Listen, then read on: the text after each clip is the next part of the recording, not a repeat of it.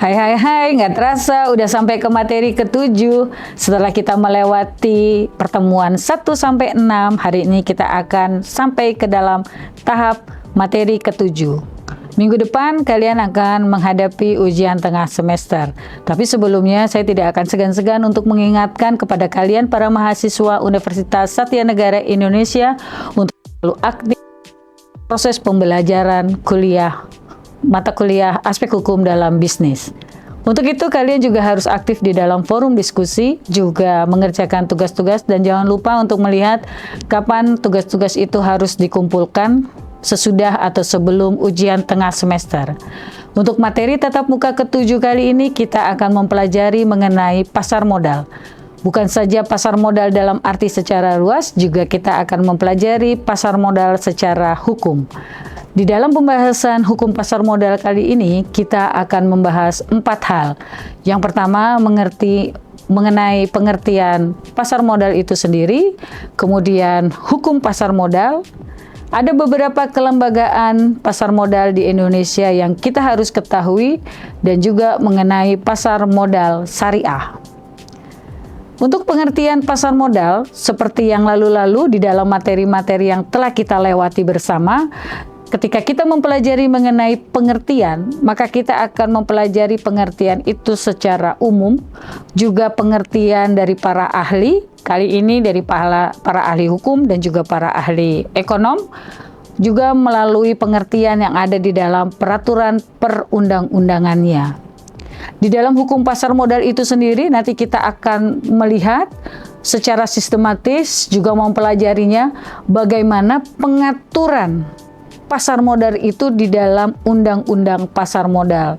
Baik mulai dari pengaturan hukumnya, bagaimana bertransaksinya, bagaimana para pihak bermain di dalamnya, juga beberapa konsekuensi yang ada di dalamnya. Untuk kelembagaan pasar modal itu sendiri, kita akan diperkenalkan dengan Otoritas Jasa Keuangan atau yang lebih dikenal sebagai OJK. Terus nanti kita juga akan berkenalan dengan Bursa Efek Indonesia atau BII. Nanti kita juga akan diajak ke sana untuk melihat kegiatan-kegiatan apa saja yang berlangsung di OJK maupun di Bursa Efek Indonesia.